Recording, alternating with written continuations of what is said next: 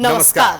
Prime न्यूजमा स्वागत छ। म दृष्टिबाणी धिताल। म दिपेश किमिरे। सुरु गरौँ आजका हेडलाइन्सबाट। प्रतिनिधि सभामा दलहरूबीच कटाक्ष। एमालेले रायमाझीलाई लुकाएको काङ्ग्रेस माओवादीको आरोप। लडाकु शिविरको भ्रष्टाचार फाइल खोल्न एमालेको माग। निष्क्रिय भइसकेको नागरिकता विधेयकको फेरि प्रमाणीकरणका लागि दबाव दिने गठबन्धनको तयारी। राष्ट्रपति पनि कानुनी परामर्शमा, एमालेको चर्को आपत्ति। संघीय संसदको बजेट अधिवेशन सुरु। अर्थमन्त्रीद्वारा आगामी आर्थिक वर्षको बजेटमा व्यापक खर्च कटौती र मितव्ययिता अपनाउने प्रतिबद्धता। भोलिदेखि प्री बजेट छलफल। युद्ध सुरु भएको 23 दिनपछि सुडानका दुई पक्षबीच पूर्व वार्ता। साउदी अरेबिया र अमेरिकाले मध्यस्थता गर्दै मानवीय युद्धविरामका लागि दुवै पक्ष तयार। र ए डिभिजन लिगमा मछिन्द्र क्लबसँग एपीएफ पराजित। आर्मी र पुछारको टिम सङ्कटा बीचको खेल 1-1 गोलको बराबरी।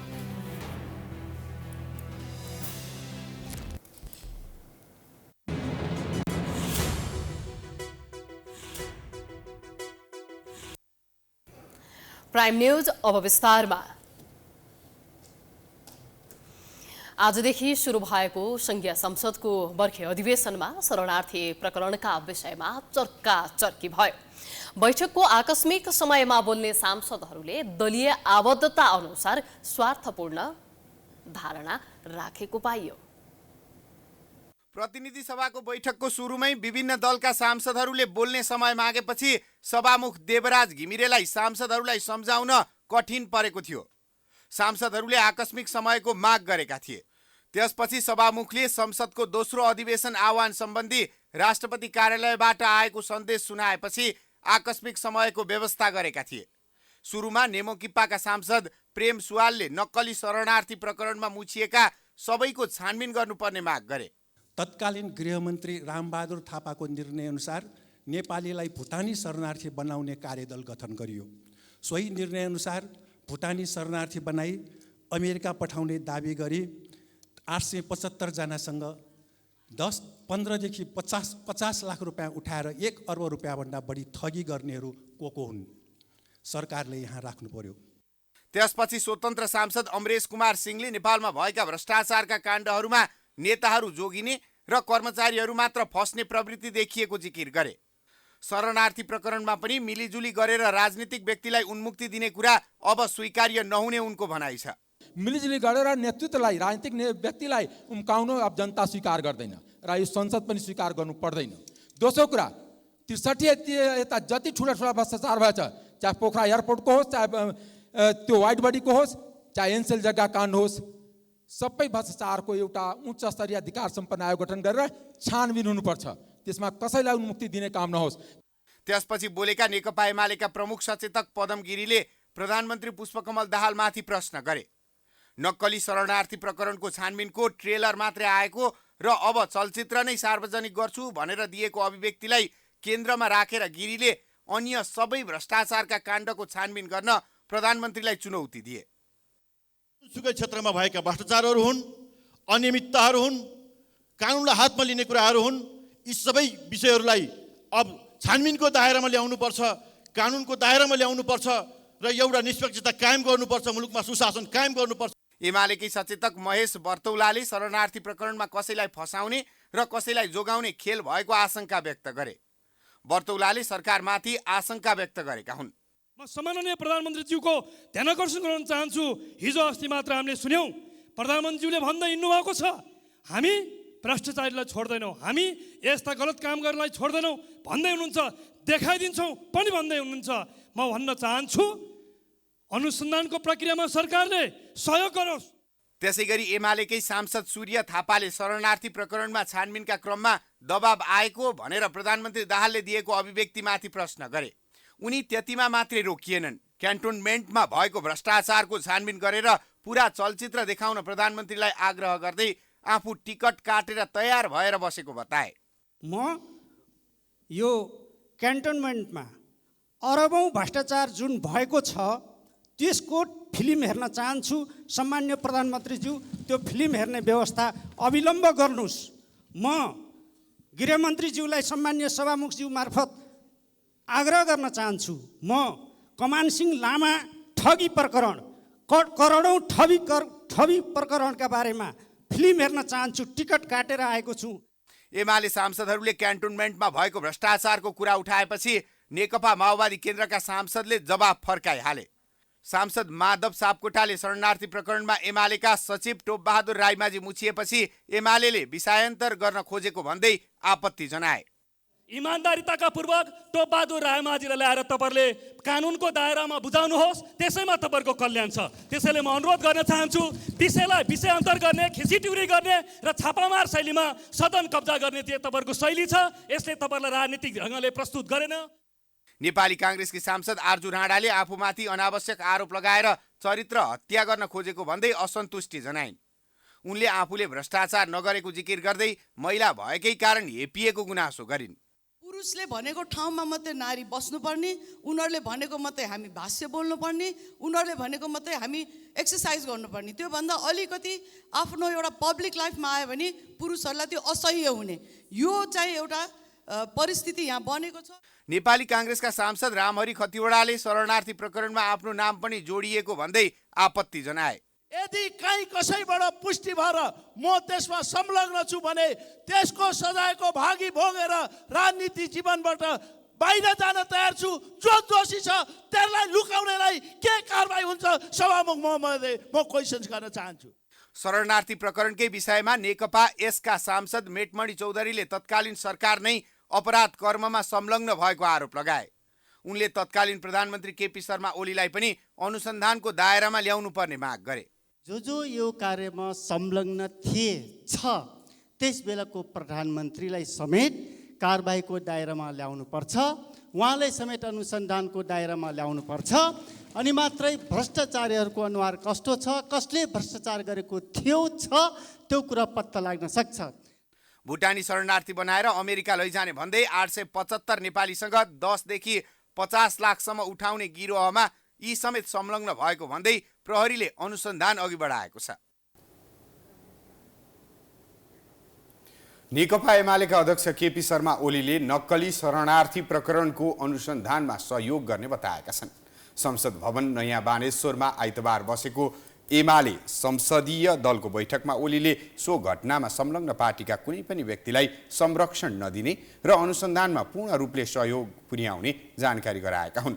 उनले उक्त प्रकरणमा आफ्ना नेतामाथि लागेको आरोपको प्रमाण आफूसँग नभएको र त्यसलाई सम्बन्धित निकायले अनुसन्धान गरिराखेकाले केही भन्न नसकिने पनि बताए।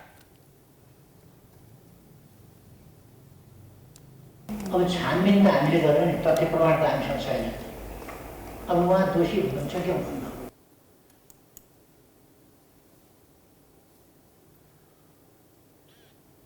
छानबिनका क्रममा कुनै पनि पूर्वाग्रह राख्न नहुने ओलीले बताए। त्यस्तै बैठकमा ओलीले आफूलाई भेट्न बोलाएपछि प्रधानमन्त्रीलाई भेट्न गएको स्पष्ट पारे। बाहिर चर्चा चले जस्तो केही नेतालाई जोगाउनका लागि आफूले प्रधानमन्त्रीलाई नभेटेको ओलीले स्पष्ट पारेका छन्। जुन ढङ्गले समाचार सम्प्रेषण गर्नुभयो त्यो निन्दनीय छ। प्रधानमन्त्रीले जसरी प्रतिपक्षलाई धम्की दिने हिसाबले हैन, अब यो टेलर मात्रै हो। हाम्रो अध्यक्षले केही पनि दबाब दिनुभएको छ। हाम्रो अध्यक्षले विधेयकहरूको बारेमा कुरा गर्नुभएको छ। हाम्रो अध्यक्षले तपाईँको चाहिँ अन्तर्राष्ट्रिय सम्बन्धहरूको बारेमा कुरा गर्नुभएको छ। अर्थतन्त्र बिग्रिँदो अर्थतन्त्रको बारेमा कुरा गर्नुभएको छ। यही नक्कली भुटानी शरणार्थीको सन्दर्भमा पनि छानबिनको कुरा गर्नुभएको छ र हाम्रो पार्टीको तर्फबाट छानबिनको निम्ति सहयोग गर्ने कुरा गर्नुभएको छ प्रधानमन्त्रीलाई। बैठकले संसदको बर्खे अधिवेशनमा प्रभावकारी ढङ्गले प्रस्तुत हुन, विषयवस्तुको राम्रोसँग अध्ययन गर्न, नियमित उपस्थिति हुन र हरेक विधेयकदेखि आउने प्रस्तावमा गहन अध्ययन गर्न र ठोस ढङ्गले प्रस्तुत हुन सांसदहरूलाई निर्देशन दिएको छ। नेकपा एकीकृत समाजवादीका अध्यक्ष माधव कुमार नेपालले नक्कली भुटानी शरणार्थी प्रकरणका दोषीलाई कारबाही गर्न सरकारले खुट्टा कमाउन नहुने बताएका छन्। आइतबार विराटनगर विमानस्थलमा सञ्चारकर्मीसँग कुरा गर्दै अध्यक्ष नेपालले नक्कली भुटानी शरणार्थी प्रकरणमा संलग्न साना ठुला सबैलाई कारबाही गर्नुपर्ने भन्दै सरकार पछि हट्न नहुने बताए। उनले दोषीलाई बचाउन आउने जस्तोसुकै उच्च दबाव सामु कुनै पनि हालतमा सरकार झुक्न नहुने जिकिर गरे।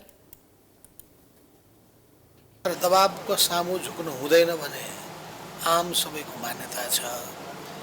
निर्दोषी नपरुन्, दोषी नउम्किउन् भन्ने मान्यतालाई ध्यानमा राखिकन बदमासी गर्ने जोसुकै किन्न हुन्, जतिसुकै ठुलो ओहदाका किन्न हुन्, उनीहरूलाई चाहिँ कानुनको दायरामा दण्ड दिने अवस्थामा पुर्याउनै पर्छ।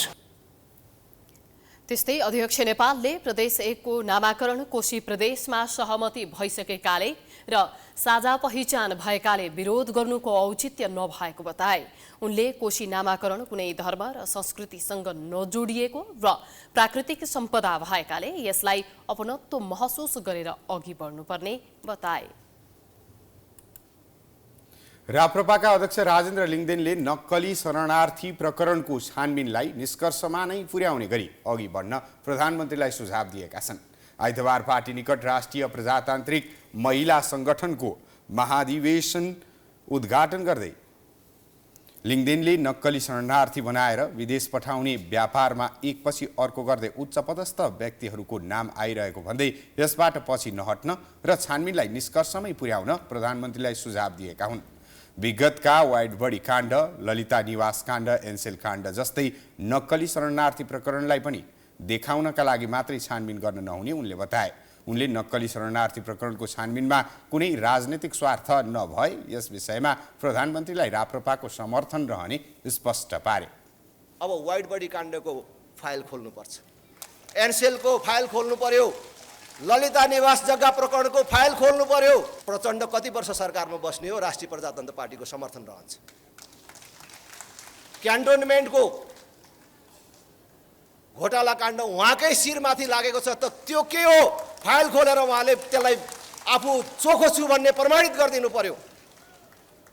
तर भ्रष्टाचारको डुङ्गुरमाथि बसेर शुद्धताको मन्त्रोच्चारण गर्यो भने लामो समय पत्याइँदैन यो कुरा। कार्यक्रममा पार्टीका प्रवक्ता ज्ञानेन्द्र साईलाई पार्टीले आयोजना गरेको कार्यक्रममा बोल्न नदिएको भन्दै उनका समर्थकहरूले विरोध जनाएका छन्। आइतबार राप्रपा निकट राष्ट्रिय प्रजातान्त्रिक महिला संगठनले काठमाडौँको प्रज्ञा भवनमा आयोजना गरेको एकताको प्रथम महाधिवेशन उद्घाटनमा साईलाई बोल्न नदिएको भन्दै समर्थकहरूले विरोध जनाएका हुन्।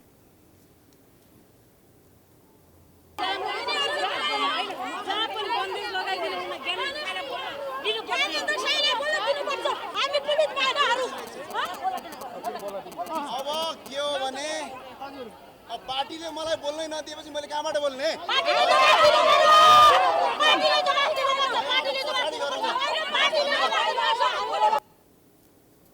कार्यक्रमका दौरान साईलाई मञ्चमा बोल्न नबोलाएको भन्दै सहभागीहरूले हो हल्ला सहित नाराबाजी गरेका थिए।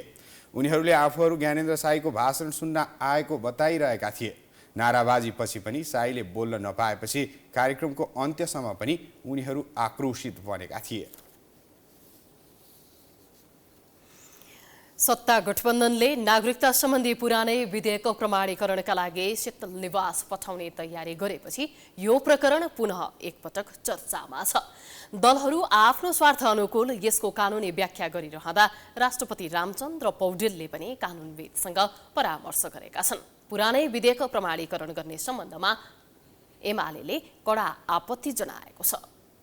यसअघि शीतल निवासमा 2 फन्डको लगाए पनि प्रमाणीकरण हुन नसकेको नागरिकता विधेयकलाई सरकारले पुनः शीतल निवास पठाउने तयारी गरेसँगै विवाद बढेको छ। शनिबार बालुवाटारमा बसेको सत्ता गठबन्धनको बैठकमा पुरानै विधेयक प्रमाणीकरणका लागि राष्ट्रपति रामचन्द्र पौडेललाई आग्रह गर्ने निर्णय गरेसँगै यो प्रकरण पुनः बहसको विषय बनेको हो। पुरानो संसदले पारित गरेको विधेयक नयाँ संसद आइसकेको अवस्था र राष्ट्रपति पनि परिवर्तन भएको अवस्थामा प्रमाणीकरण गर्न मिल्ने कि नमिल्ने भन्नेमा भने दल तथा कानून व्यवसायीहरूको मत विभाजित भएको छ। राष्ट्रपतिले विचाराधीन राखेको विधेयक अर्को राष्ट्रपतिले पारित गर्न मिल्ने या नमिल्ने भन्ने बारे स्पष्ट कानूनी व्यवस्था नभएकोले सत्ता पक्षले बल जफती गर्न लागेको भन्दै एमाले आपत्ति जनाएको छ। जुन नागरिकता विधेयक अघिल्लो राष्ट्रपतिले स्वीकृत गर्नु भएन, अहिले सत्तारूढ दलको गठबन्धनको दबावमा त्यो नागरिकता विधेयकलाई वर्तमान राष्ट्रपतिबाट स्वीकृत गराएर जारी गर्ने षड्यन्त्र गरिँदैछ भन्ने म सुन्दैछु। त्यसको लागि सत्तारूढ दलको गठबन्धनको बैठक बसेर दबाब दिएको छ। यो कानुन यसरी निर्माण गरिँदैन सभामुख महोदय। योभन्दा अगाडि धेरै हाम्रा पार्लियामेन्ट्री प्र्याक्टिसमा समितिले पास गरिसकेका विधेयकहरू एउटा अधिवेशनबाट नजाँदाखेरि फेरि तिनीहरूमाथि छलफल भएका छन्। सरकार र राष्ट्रपति कार्यालय पनि विधेयकप्रति सकारात्मक रहेकोले यसअघिकै विधेयक प्रमाणीकरण गराउने विषय गैर संवैधानिक भएको कानुनका जानकारको भनाइ छ। त्यो मृत्यु प्राप्त गरेको विधेयकलाई अहिले आएर चाहिँ जगाउने काम चाहिँ अहिलेको सामान्य राष्ट्रपतिले गर्नु हुँदैन। किनभने एक त संसद जुन संसदले ल्याएको थियो त्यो विधेयक त्यो संसद पनि सिद्धिसकेर नयाँ संसद आएको छ। राष्ट्रपतिलाई प्रमाणीकरणकारी पेश भएको विधेयक पनि 15 दिनभित्रमा चाहिँ पास गरिसक्नु पर्थ्यो। 15 दिन कटेर पास हुन सकेको अवस्था छैन, प्रमाणीकरण गरेको अवस्था छैन। संविधानको धारा 113ले अबको राष्ट्रपतिले पुरानो मृतप्राय भइसकेको विधेयकलाई फेरि अनुमोदन गर्ने प्रयास गरेर त्यसलाई फेरि जीवित गराउन खोज्नुभयो भने राष्ट्रपति विवादित हुन सक्नुहुन्छ। प्रतिनिधि सभाबाट पारित भएर प्रमाणीकरणका लागि शीतल निवास पुगेको नागरिकता सम्बन्धी विधेयक गत साउन 29 गते तत्कालीन राष्ट्रपति विद्यादेवी भण्डारीले फिर्ता गरेकी थिइन्। विधेयकमाथि पुनर्विचार गर्न आवश्यक रहेको भन्दै 15 बुँदे सन्देश सहित राष्ट्रपतिले फिर्ता पठाएको सो विधेयक राष्ट्रिय सभा र प्रतिनिधि सभाले पुनः हुबहु पारित गरेर भदौ 20 गते पुनः प्रमाणीकरणका लागि पुनः राष्ट्रपति कार्यालयमा पठाइएको थियो। तर पूर्व राष्ट्रपति भण्डारीले 15 दिनभित्र प्रमाणीकरण नगरिदिएपछि सो विधेयक निष्क्रिय भएको थियो। विधेयक ठोस निष्कर्षमा पुर्याउन राजनीतिक दलहरू दलीय स्वार्थभन्दा माथि उठेर सहमति जुटाउन आवश्यक देखिन्छ। प्राइम न्यूज अझै जारी छ, हामी ब्रेकपछि आउँछौं।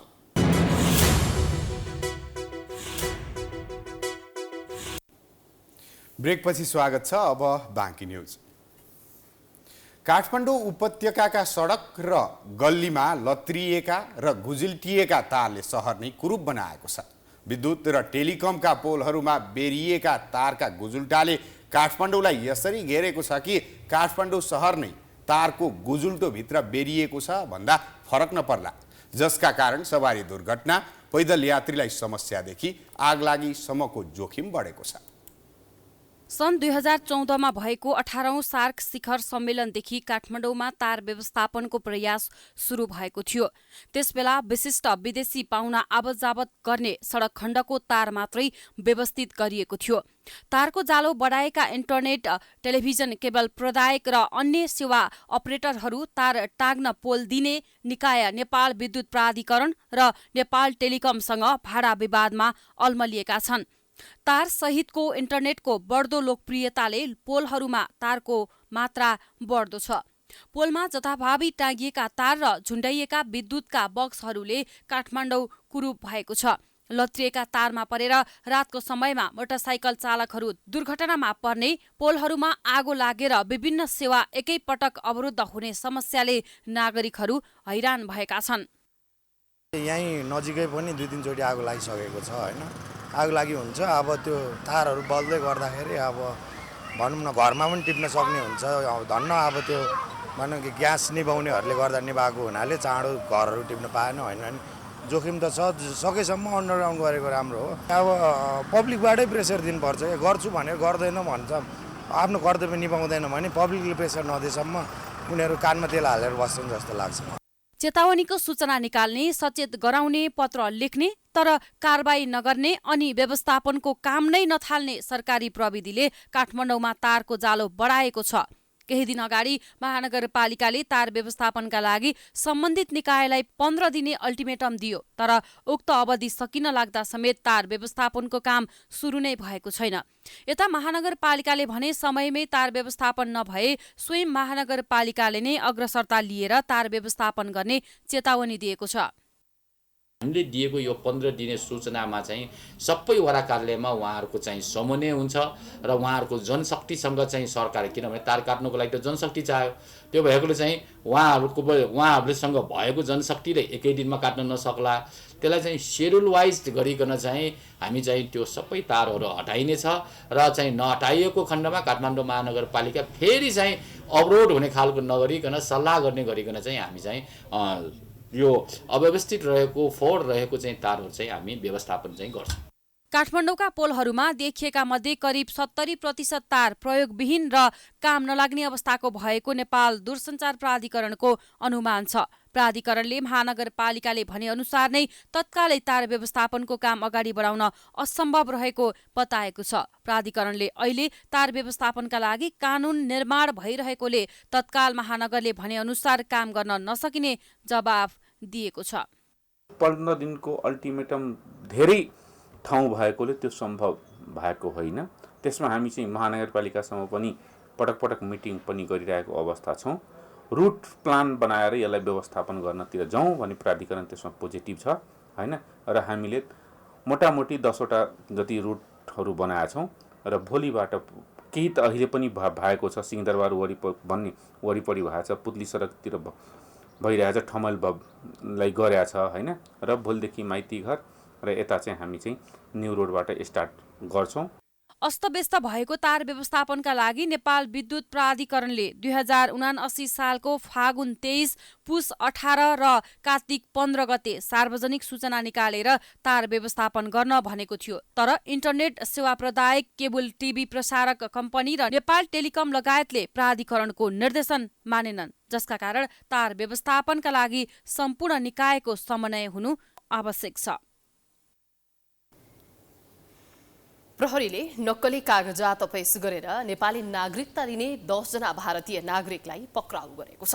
काठमाडौँ उपत्यका अपराध अनुसन्धान कार्यालयले आइतबार पत्रकार सम्मेलन गर्दै काठमाडौँको विभिन्न स्थानमा व्यापार व्यवसाय गर्दै आएका 10 जना भारतीय नागरिकलाई नेपाली नागरिकता सहित पक्राउ गरी सार्वजनिक गरेको हो। एकै घर परिवारका बाबु छोरा लगायतले विभिन्न स्थानबाट नेपाली नागरिकता लिएको देखिएको प्रहरीले जनाएको छ। उनीहरूको साथबाट नेपाली नागरिकता, मतदाता परिचय पत्र, भारतीय पासपोर्ट, भारतीय आधार कार्ड लगायत समेत बरामद गरिएको काठमाडौँ उपत्यका अपराध अनुसन्धान कार्यालयका प्रमुख प्रहरी वरिष्ठ उपरीक्षक मनोज कुमार केसीले जानकारी दिए। अहिले 10 जनालाई पक्राउ गरी कारबाहीको प्रक्रिया अगाडि बढाइसकेको र शंकास्पद केहीमाथि अनुसन्धान जारी रहेको केसीले बताए। इन्डियाको एउटा निश्चित ठाउँमा बसेका व्यक्तिहरूले एउटा छुट्टै समयमा यो सबै नागरिकता प्राप्ति गर्ने र उनीहरू भारतीय नै रहेको र दोहोरो हिसाबले नागरिकता प्राप्त गर्ने अवस्था रहेको कुरा र विभिन्न काठमाडौँको विभिन्न उसमा व्यापार व्यवसाय नागरिक नेपालको नागरिक भएर गरिरहेको अवस्था चाहिँ अनुसन्धानमा खुलेको अवस्था पनि छ। मैले यहाँलाई निवेदन गर्दाखेरि आज हामीले 10 जना र अरू केहीहरूलाई अनुसन्धान गरिरहेको अवस्था पनि छ। 10 जना व्यक्तिहरूलाई आज हामीले पक्राउ गरेका छौँ र पक्राउ गरेर यही झुटा विवरण पेश गरेर नागरिकता लिएको उसमा हामीले अनुसन्धानमा ल्याएका छौँ। पक्राउ पर्नेमा भारत बिहार घर भई काठमाडौँको शङ्खमूल बस्ने भरत प्रसाद गुप्ता, राहुल गुप्ता, ज्ञानमती देवी गुप्ता र गोपाल गुप्ता, बिहार नै घर भएका ललितपुरको लगनखेल बस्ने रामसुन्दर गुप्ता, गङ्गबु बस्ने रामप्रवेश गुप्ता, कलङ्की बस्ने भरत गुप्ता, स्नेहलता गुप्ता, मीन देवी गुप्ता र राजेश कुमार गुप्ता रहेको प्रहरीले जनाएको छ।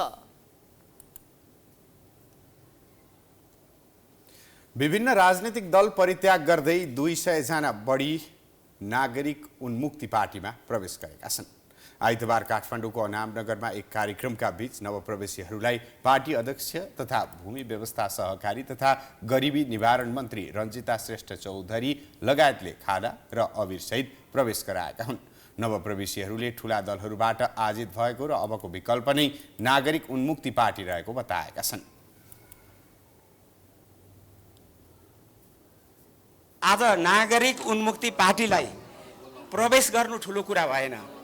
प्रवेश गरेर पार्टीको हितमा लाग्नु, पार्टीलाई अब आउने 2084 मा आफ्नो नेतृत्वमा सरकार गठन गरेर नेतृत्वमा सरकार गठन गरेर पार्टीलाई अगाडि बढाउने हामीले हौसला आज नवप्रवेशीहरूले यो बाटोमा लाग्नु चाहिँ मैले महत्त्वपूर्ण ठानेको छु। विगत 2007 सालदेखिको अहिले 80 सालसम्मको राजनीतिक यात्राले तपाईँ हामीलाई एउटा धमिलो पानीभित्रको माछा बनाएर हामीलाई लुटिरहेको थियो, शोषण गरिरहेको थियो। कम्युनिस्ट काङ्ग्रेस तपाईँको चाहिँ विभिन्न तपाईँको राजतन्त्रको खोल उडाएर तपाईँ हामीलाई दिग्भ्रमित बनाएको थियो। अब त्यो खोलबाट, त्यो भ्रमबाट निश्चित रूपमा हामी बाहिर आइसकेको छ भन्ने कुरो आजको यो माहौलले प्रमाणित गरिसकेको छ। सो अवसरमा पार्टी अध्यक्ष चौधरीले छोटो समयमै नागरिक उन्मुक्ति पार्टीमा प्रवेश गर्नेहरूको लहर लागेको बताइन्। आफ्नो पार्टीको भविष्य उज्जवल रहेको चौधरीको दाबी छ। स्थानीय निर्वाचन सम्पन्न भएको झण्डै 1 वर्ष पूरा भयो। यो अवधिमा प्रतिनिधिहरूले काम कारबाहीलाई जनताले भरपूर परीक्षण गरेका छन्। देशकै केन्द्र भएकाले पनि काठमाडौँ महानगरमा धेरैको नजर पर्ने गरेको छ। 1 वर्षको अवधिमा काठमाडौँ महानगरका हरेक वडामा पूर्वाधार निर्माणका कामले तीव्रता पाइरहेका छन्। त्यसमा पनि महानगरको वडा नम्बर 31 विकास निर्माणले पाएको तीव्रताकै कारण नमुना वडा साबित भएको छ। मा सम्पन्न स्थानीय तहको निर्वाचनमा काठमाडौँ महानगरपालिकाको वडा नम्बर 31 मा एमाले नेता सरोज ढकाल अत्याधिक मतले वडा अध्यक्षमा निर्वाचित भए। विद्यार्थी जीवनदेखि नै राजनीतिमा सक्रिय ढकालले वडालाई मात्र नभई काठमाडौँ महानगरलाई नै स्वच्छ, सफा र हराभरा बनाउने अठोट लिएका थिए। यही अठोटका कारण उनलाई गत वैशाखमा सम्पन्न स्थानीय तहको निर्वाचनमा जनताले अत्याधिक मत दिएर निर्वाचित गराए। अठोट अनुसार नै निर्वाचित भएको छोटो समयमा नै वडा नम्बर 31 को मुहार फेरिएको छ। हिउँदको समयमा धुलो उड्ने र बर्खाको समयमा हिलाम्मे हुने सडक पिच भएका छन्। केही पिच हुने क्रममा छन्। आफ्नो वडामा भएको विकासले स्थानीयवासी निकै खुसी देखिन्छन्। धेरै परिवर्तन भएको छ, विकास पनि भएको छ कि हामीले भोट राखे अनुसारले भोट चाहिँ खेर पनि गएन। जस दाजुभाइले भनौँ न दाईहरू बुवाहरू को उठ्नु भएको छ उहाँहरूले विकास पनि गर्नु भएको छ होइन। बाटो पनि सफा बनाउनु भएको छ, पिच पनि गर्नुभएको छ होइन। यतिमा हामी चाहिँ खुसी नै छु भन्नु पर्यो। सरसफाइ रोड बढार्ने चाहिँ आउँछन्, रोड बढार्ने पनि आउँछन्। यो बाटो अलि खराब थियो, बाटो अलि पिच भएछ अहिले। अनि यो के अरे सिसी क्यामेरा ठाउँ ठाउँमा राखेको छ। कुनै बुढाबुढीलाई बस्ने एउटा चौतारी ठाउँ ठाउँमा बनाइदिएको छ। अनि यहाँ सरोज ढकालजी वडाध्यक्ष आउँदाखेरि पनि अझै धेरै सुधार भइरहेको छ। काम छिटो छरितो भइरहेछ। हामी यो 31 वडाका बासिन्दा चाहिँ एकदम सन्तुष्टि छौँ। खानेपानी पनि आइरहेछ, अहिले दिइरहेछ। अझसम्म चाहिँ रोड बनायो, पिच बनायो, राम्रो भएको छ। अब सरसफाइ पनि गरिरहेछ। आफ्ना वडावासीलाई सधैँ केन्द्रमा राखेर काम गर्ने सङ्कल्प ढकालले पूरा गर्दै आएका छन्।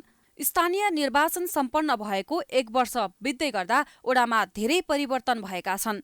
पूर्वाधार निर्माणका काम मात्र नभई 31 नम्बर वडाका स्थानीयले वडा कार्यालयमा प्रवाह हुने सेवामा पनि धेरै सहज भएको महसुस गरेका छन्। वडावासीहरूले वडा कार्यालयमा काम गर्न जाँदा कुनै समस्या खेप्नु नपरेको स्थानीयको अनुभव छ। उहाँ आएर चाहिँ परिवर्तन भनेको जस अहिले राम्रै छ। बत्तीहरू, यो पिचहरू, बाटोघाटो होइन, अरू तारहरू पनि यता मिलाउँदै हुनुहुन्छ। जस राम्रै छ पहिलाको हेरिकन त। जस पहिला भने त ठिकै छ, चल्दै राम्रै छ यहाँ काठमाडौँमा यो 31 नम्बर वडामा चाहिँ। बुढाबुढीहरू जसलाई त्यो फर्महरू भर्न आउँदैन नि, हाम्रो जो यहाँको अहिले वडाध्यक्ष हुनुहुन्छ सरोज ढकालजी, उहाँले चाहिँ फर्म पनि आफै भरिदिएर हुन्छ नि कहाँ कहाँ गइदिनु पर्ने, कुन कुन रुममा गएपछि छिटो हुन्छ त्यो काम चाहिँ उहाँ आफै अघि सरेर गरिदिइरहनु भएको छ। यस्तो हो कि अब त उहाँले हामीले हेर्दा काम त राम्रै गरिराख्नु भएछ। तर अब यस्तो भयो कि अब जस्तो हामीले कुनै काम गर्दा फास्टमा जस्तो वार्डमा आएपछि कुनै काम फास्टै हुन्छ क्या। ढकालले 2074 सालको स्थानीय तहको निर्वाचनमा वडा नम्बर 31 कै वडा सदस्यको रूपमा निर्वाचित भएर सफल कार्यकाल पूरा गरिसकेका छन्। आफ्नो वडालाई उत्कृष्ट वडा बनाउने अठोट गरेका ढकालले निरन्तर रूपमा विकासका कामलाई प्राथमिकतामा राख्दै आएका छन्। 31 नम्बर वडालाई मात्र नभई काठमाडौँलाई उत्कृष्ट सहर बनाउन स्थानीयदेखि जनप्रतिनिधिसम्म सबै पक्षहरू लागि परेमा 5 वर्षमा महानगरको विकासले कायापलट हुने देखिन्छ। मोरङको उर्लाबारी नगरपालिका 3 स्थित मङ्गलबारेमा रहेको मदन भण्डारी अस्पताल एन्ड ट्रमा सेन्टरमा सिटी स्क्यान मेसिन नहुँदा उपचार सेवामा समस्या भएको छ। उर्लाबारी नगरपालिका मातहत सञ्चालन भएको अस्पताललाई तत्कालीन प्रदेश सरकारले स्तर उन्नति गरी ट्रमा सेन्टरका रूपमा विकास गराउने भन्दै मदन भण्डारी अस्पताल एन्ड ट्रमा सेन्टर नाम दिएर प्रदेश मातहत ल्याएको थियो। तर प्रदेश मातहत ल्याएको 4 वर्षको अवधिमा अस्पतालको स्तर उन्नतिको नाममा एउटा अक्सिजन प्लान्ट, केही करार सेवामा कार्यरत डाक्टर र स्वास्थ्यकर्मीको सङ्ख्या वृद्धि र नयाँ ओपिडी भवन निर्माण बाहेक अन्य सबै मापदण्ड प्राथमिक स्वास्थ्य केन्द्रकै तहमा सञ्चालन भइरहेको छ। 4 वर्षपछि प्रदेश सरकारले ट्रमा सेन्टर सञ्चालन गर्नका लागि अति आवश्यक पर्ने सिटी स्क्यान मेसिन खरिदका लागि आर्थिक वर्ष 2079-80 को बजेटमा 4 करोड रुपियाँ र सिटी स्क्यान भवन निर्माणका लागि 50 लाख रुपियाँ विनियोजन गरेको थियो। सरकारले मेसिन खरिद र भवन निर्माणका लागि बजेट विनियोजन गरेपछि सस्तो र सुलभ दरमा उपचार पाउने त्यस क्षेत्रका स्थानीयले आशा गरेका थिए। आर्थिक वर्षको अन्त्यतिर आइपुग्दा सिटी स्क्यान सेवा लिनबाट स्थानीय वञ्चित हुने देखिएको छ। हाल यो रकमले सिटी स्क्यान मेसिन खरिद गर्न नसकिने भन्दै अस्पताललाई जानकारी गराएपछि यसै वर्षदेखि सिटी स्क्यान सेवा सञ्चालनको तीव्र तयारीमा रहेको ट्रमा सेन्टरको उद्देश्य पूरा नहुने भएको छ। प्रदेश सरकारले सिटी स्क्यान मेसिन खरिदका लागि विनियोजन गरेको रकम अपुग हुने र थप रकम जुटाउन स्रोत सुनिश्चितता नभएका कारण मेसिन खरिद गर्न नसकिने जानकारी दिएको अस्पताल प्रशासनले जनाएको छ। यता चिकित्सकहरूले ट्रमा सेन्टरको पहिलो आधार र प्रारम्भिक सेवा नै सिटी स्क्यान सेवा भएको बताएका छन्। ट्रमा सेन्टर भनिए पनि सेवाका रूपमा ट्रमा सेन्टरको सामान्य पूर्वाधार समेत पूरा नभई कसरी यसलाई ट्रमा सेन्टर भन्दै ट्रमा सेन्टरको विकास गराउन सरकारको ध्यान आकर्षण गराएका छन्। अस्पतालको स्तरोन्नति कछुवा गतिमा भएका कारण त्यस क्षेत्रका स्थानीयले महँगो दस्तुर तिरेर धरान, विराटनगर र बिरतामोड लगायत अन्य अस्पतालहरूमा सेवा लिनुपर्ने बाध्यता रहेको छ।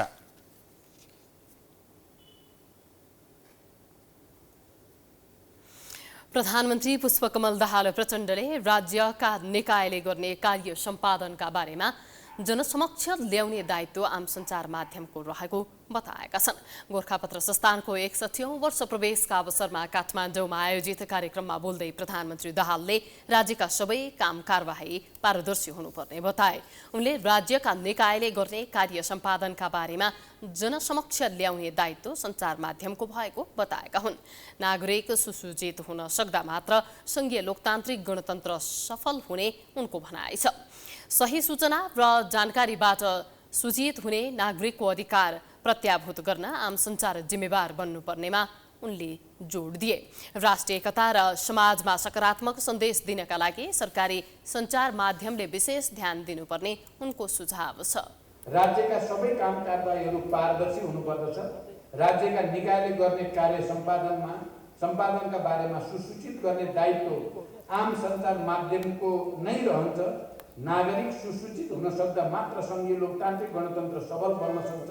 राज्यका हरेक अङ्ग र निकायलाई कार्य सम्पादनप्रति जिम्मेवार, उत्तरदायी र सबल बनाउन चौथो अङ्गका रूपमा सञ्चार माध्यमले निर्वाह गर्ने भूमिका महत्त्वपूर्ण हुन्छ भन्ने कुरामा विमति छैन। त्यसैले सञ्चार माध्यमलाई वाचडगका रूपमा लिने गरिएको छ। यो भूमिका आगामी दिनमा अझ सशक्त बन्न सक्नुपर्दछ। प्रधानमन्त्री दाहालले राष्ट्रको इतिहास र सभ्यता जोडिएको गोरखापत्र संस्थानलाई अहिलेको डिजिटल युग सुहाउँदो बनाउन आन्तरिक सुधार तथा पुनर्संरचना आवश्यक रहेको धारणा राखे। प्राइम न्यूज अझै जारी छ। हामी ब्रेकपछि आउँछौँ।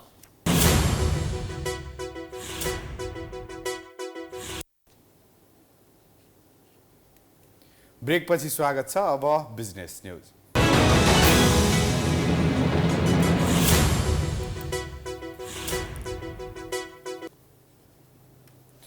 अर्थमन्त्री प्रकाश शरण महतले आगामी आर्थिक वर्ष 2080-81 को बजेटमा व्यापक खर्च कटौती र मितव्ययिता अपनाउने बताएका छन्।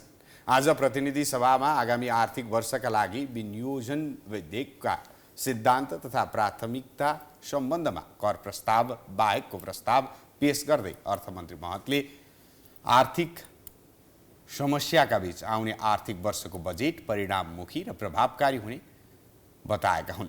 र प्रयत्नशील भएर अघि बढ्ने पनि उनले बताए। खर्चको आवश्यकता र उपयोगितालाई ख्याल गर्दै बजेटलाई चुस्त र दुरुस्त बनाइने उनले प्राथमिकताका बताए। क्षेत्रमा बजेट विनियोजन गर्दा उत्पादनशील तथा परिणाममुखी आयोजना र कार्यक्रमलाई प्राथमिकता दिइनेछ।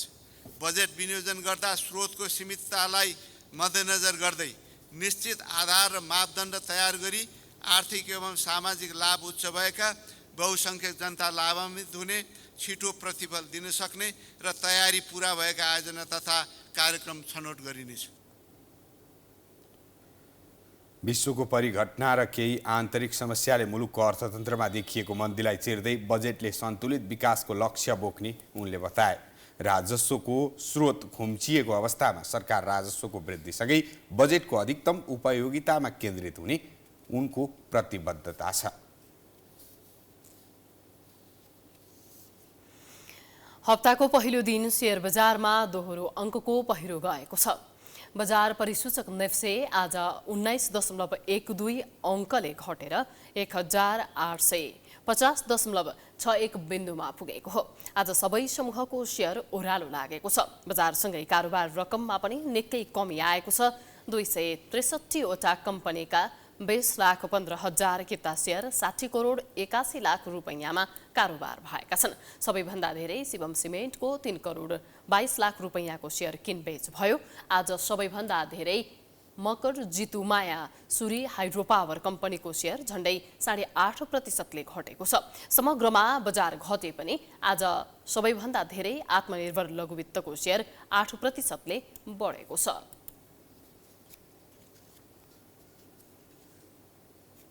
अब इन्टरनेसनल न्युज।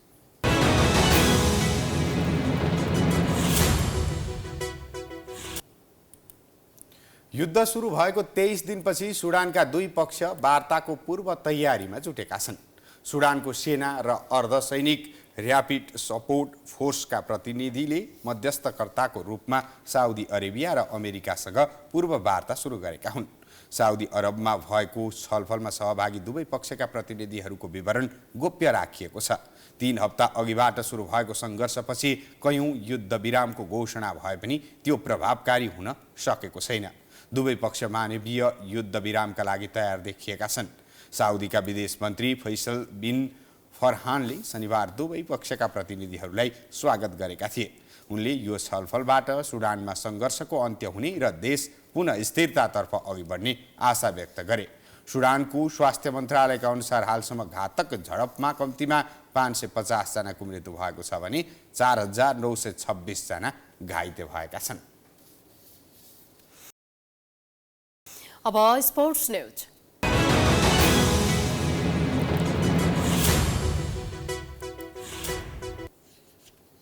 राजधानीमा जारी शहीद स्मारक डिभिजन लिगमा मछिन्द्र क्लबले एफिएफलाई पराजित गरेको छ।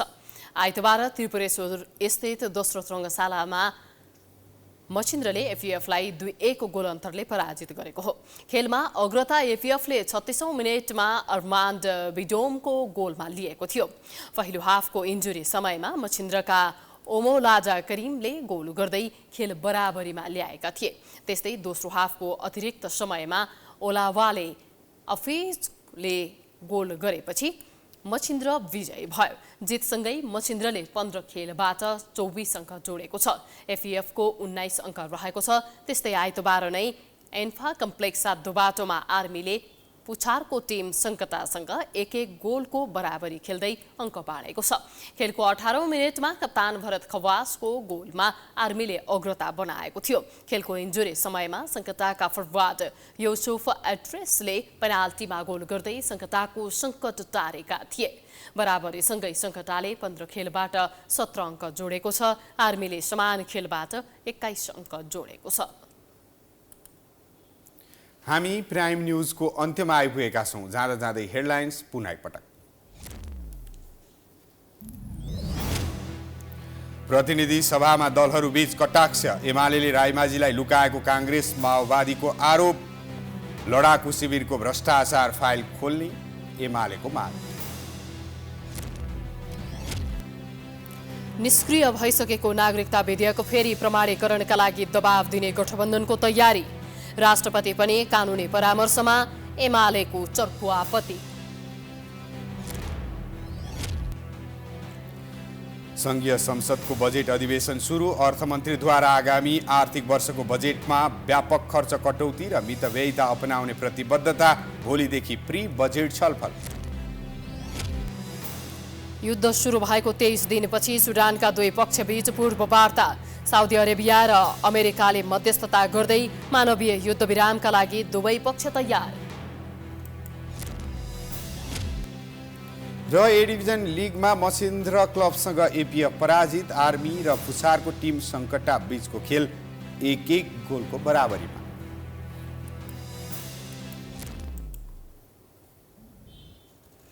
प्राइम न्यूज अहिलेलाई सकियो। यस पछिको प्रस्तुति जनता जान्न चाहन्छन् ऋषि धमलाको साथ। हेर्दै गर्नुहोला प्राइम टेलिभिजन। नमस्कार।